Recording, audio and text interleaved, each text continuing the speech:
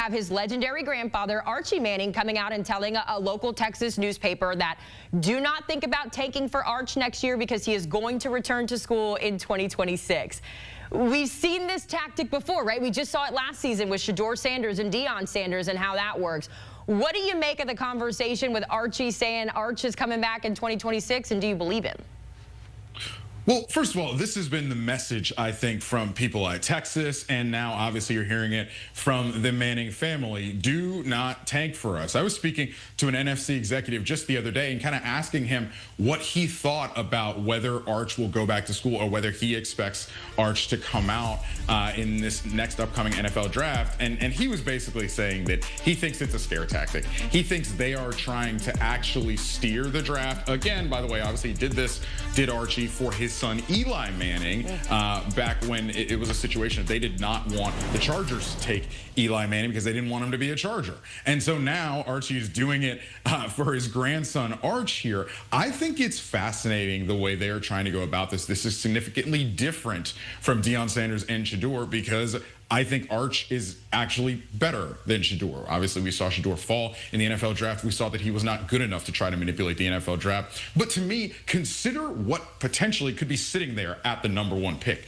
The New Orleans Saints, who Archie Manning played for in the NFL and never was able to get off the ground after an illustrious college career at Ole Miss because the Saints were such a mess back in the day. They are from New Orleans, is that family. There's going to be a lot of hype about the Saints tanking for Arch and getting the #1 pick. And Archie is trying to send a message and set the tone right now. Do not tank for us because if you do, we won't come. We will see how that actually comes about if Arch stars this season. Yeah, I'm reading the exact quote, and he said, Arch isn't going to do that. He told Texas Monthly, he said, quote, he will be at Texas. And shout out to us being a team here because I went recent with the Sanders and you went the obvious and took the family who's done this in the past to bring us up to speed. So obviously we're in sync when it comes to that. When you look at Texas, though, Richard, and Arch, we know he's going to be there this season leading the charge. What do you think? Is Texas the team to beat in the SEC with Arch Manning behind center?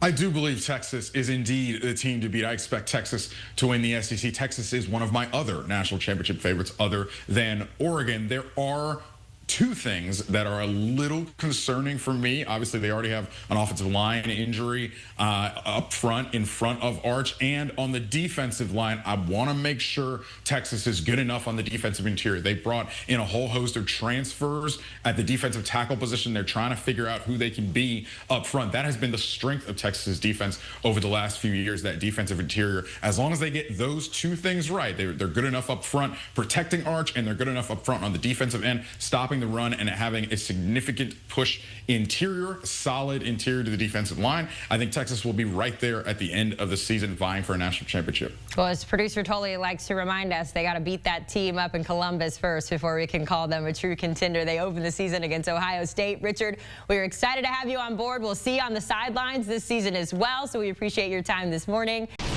The Arch Manning era already off to an exciting start in Austin, Texas, as the Longhorns look to bring home a title in 2025. But if you're hoping to see Arch Manning in the 2026 NFL Draft, you might be disappointed. Arch's grandfather, Archie Manning, tells Texas Monthly that Arch will be sticking around Texas for the 26 season. He's about to begin his first full year as the starter at Texas. The Longhorns were ranked #1 in the country's first coaches poll of the season. They'll open the year August 30th against Ohio State. Now, we saw him in a handful of games last year. I want to take you back and remind you what that looked like a year ago. 2 games, 2 wins, 68% completion percentage, and really all along the board it was positive, but these were not super impactful games. So we're excited to see what Arch can do in a big game, especially that week 1 matchup against Ohio State. We are going to learn a lot about him for this season, but we're not talking about this season. We're pushing ahead to that 2026 season because everyone expected him to go #1 in the draft, including our draft analyst and host of With the First Pick podcast, Ryan Wilson. I mean, Ryan, you talk about a bomb being dropped this morning. Arch Manning expected to be back in 26. What is your initial reaction to hearing this news from Archie Manning? Hey, Haley, good to see you. And it's sort of a sigh of relief because a little peek behind the curtain. I released my way too early 2026 mock draft on June 1st. I went back and double-checked to make sure. I left Arch out of it because I was working from the assumption that he probably will, based on his uncles and his grandfather and his dad, that he probably would return to Texas because there's no urgency. It's not like he needs the NIL money, which I don't think he accepts, or the NFL money. He's in a great spot. This will be his first year as a starter. And also, I wanted to sort of remove myself from the Tim Tebow and sort of Johnny Manziel conversations that we get caught up in the media and as fans about players, and just see how this works out. I know we don't live in a world where we like to wait on things, but I welcome this news, and I think that it's interesting that Archie, the grandfather, is delivering it, because back in 2004, I don't know if you were born yet, Haley, but there was a time when Eli Manning refused to play for the San Diego, at the time, Chargers, and worked a trade to the Giants. So Archie's letting you know what's going to happen. We'll see if NFL teams listen, but he's laying it out for you, making it clear that his grandson almost certainly will not be playing in the NFL 12 months from now. I will have you know that I was alive in 2004. I was in the 4th grade. Thank you very much. So I hope that makes you feel some kind of way. But in all seriousness, Ryan, it kind of feels like NFL executives felt very similarly, or I guess felt opposite to how you felt when it came to Arch. We heard Jimmy Haslam speak about how it's not even worth his time when it comes to talking about Arch being a Cleveland Brown, because he anticipated him being back in 26. And to your point, we've seen this happen before with Eli. So, I mean, is the NFL side of this conversation really shocked to hear any of this news? No, they're not. And whether you're talking to our buddy Rand Carthon, the former Titans GM, who does the podcast with me, or our buddy Rick Spielman, who's now with the Jets, who had said this previously before he ended up going back to the NFL, this isn't a surprise. And NFL teams certainly understand, because, number one, they know who Eli and Peyton Manning are, whether they have relationships with them or seen them, and they know the family.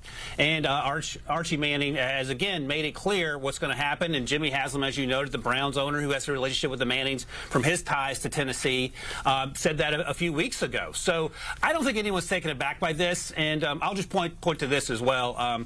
Our colleague Coop Patagna, who's a fantastic guy, over 247, and I talk to him often. He's from Louisiana. He's covered the Mannings forever. He's known Arch since he was in high school. He has also said from day one that this seems like a situation where, unless Arch wins the Heisman and Texas wins the national title and there's nothing left to do in college and he gets the green light from all his family members, it certainly feels like it's going to be a 2-year stint in Austin for Arch Manning. So then talk to us about your draft big board, because you kind of explained how you left him out initially. So where does this leave the class of 2026 when it comes to the quarterback class and who we can expect to see go first? Yeah, so if Arch is coming out, until he says he's not, we'll sort of have to assume he is. So he'll be the #1 player taken, whether it's fair or not. We've only seen him play 2 games. We saw the graphic there. He'll play a lot.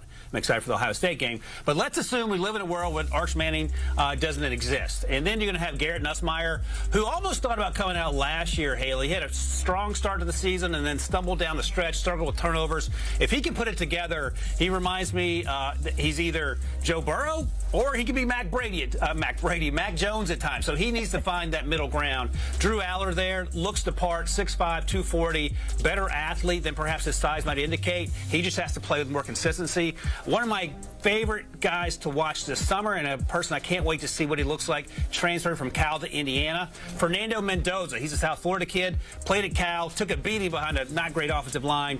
Indiana could be a landing spot where he catapults himself into the first round.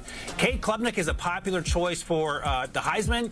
He's got to play more consistently. Started off slow last year, finished strong, sort of the opposite of Garrett Nussmeier. And then there's that name, Nico Iamaleava, who's at UCLA now. Athleticism through the roof, measurables through the roof. He just has to play again with more consistency. And one last name I'll mention, Lenore Sellers there at #8, South Carolina. He could also return to school. We're not talking about it with Arch Manning, obviously, but Lenore is a guy who everyone loves athletically, but I would not be surprised if he comes back next year as well. I think he needs it. He has some Anthony Richardson in his game. game in the best way possible, but he's played a little bit more football. Needs to get better as a passer, but in terms of running the football, he might be the best running player, running back, quarterback, whatever, in the SEC. It's interesting because we're purely speculating here, but based on what we think about the New Orleans Saints, we are expecting them to have that #1 overall pick next year. And there's a lot of connections between Arch and Garrett there at the top. Of course, we know Garrett's dad, Doug, is the offensive coordinator for the Saints, but we also know the history of the Manning family when it comes to the Saints. I am wondering, though, Ryan, if we just look at Garrett as your top option here, if we're speaking in what's happened today, what's the separation between Garrett and the rest of the group when you look at that quarterback class? It could be wider if Garrett minimizes the turnovers, because it is clear that he is a coach's son. He throws with probably the best anticipation in this class. The issue is we'll see if he's 6'2". I'm not sure if he's that tall. He has a good but not great arm. But these are all the same things we said about Joe Burrow, right? And once he transferred from Ohio State to LSU, things clicked. And I think we've seen Garrett sit behind Jaden Daniels, played well in that bowl game. Jaden Daniels last year there had a strong start to the season last year, that USC game 6 out, and then he tried to do a little bit too much. So I think the separation can be wide, but there's margin for error. It's a very slim margin for error because he's not Jaden Daniels athletically or with the arm strength. So I think it's going to be an interesting decision for the Saints if they have that first overall pick to take a quarterback. Tyler Shuck's 26 years old. He was a second-round pick. Training camp reports haven't been great, but that's okay. He's a rookie. But I don't think that would preclude the Saints from taking a first-round quarterback 12 months later if they like the quarterback that's on the board and they're not in love with the quarterback room as it's currently constituted. And that could very easily be the case when you have a second-round pick and then 2 day 3 picks and Jake Haener and my guy Spencer Rattler. A lot of things to consider for that 2026 season, but of course we got to get through 25 first, and we will see the season open with Texas taking on Ohio State. A lot of people are excited. Kind of a two-parter here for you, Ryan, as we wrap this up. Number one, the news coming out from Archie Manning, does that take the relief off of Arch as he goes into this season opener? And how much do you think the college scouts, the amount of college scouts at that first game, how much does that change now, knowing that Arch may or may not come out of the draft this year? I'll answer the second question first. I remember being at C.J. Stroud's pro day, and Marvin Harrison Jr. was running routes for C.J. Marvin couldn't come out for another year. Let me tell you, a lot of people were watching Marvin Harrison Jr. at the time, so I think it's going to be hard not to watch Arch Manning because of the curiosity and the unlimited potential of what he could be. And right before we came on, Haley, I went back to YouTube and watched some Archie Manning highlights. The second best athlete in that family might be Arch. Archie's #1 when he played back in the day. He was a legit gunslinger, big arm, certainly was a better athlete than his 2 sons, both of whom won Super Bowls, obviously. But in terms of the pressure that Arch is facing, I think it's zero. I feel like this guy feels a lot to me like Andrew Luck. Andrew Luck's dad obviously played in the NFL, a lot of luck. And I think he's impervious to a lot, and I don't think there's going to be any pressure on whether his grandfather says one thing or another. I think we're going to see just how poised he is this season, and it is going to probably raise the expectations of him coming out sooner rather than later. He's going to throw some interceptions. How does he bounce back from it? I think it's going to be a lot like his brothers did. So I have very little concern about Arch, and he feels a lot to me like Andrew Luck, who also returned to Stanford one last year before making his way to the NFL. Well, he has a lot of examples of how to rise to the occasion as he gets set for his first official year as the starter at Texas. Ryan Wilson, we appreciate the time. Sorry about your draft board. I guess you got to go back to work and rework all of the names on that list. Catch Ryan on his podcast With the First Pick, which, as we know, is still up in the air going into that 2026 class. But either way, Ryan and Rand Carthen keeping you up to date with all things in the NFL as it relates to the draft.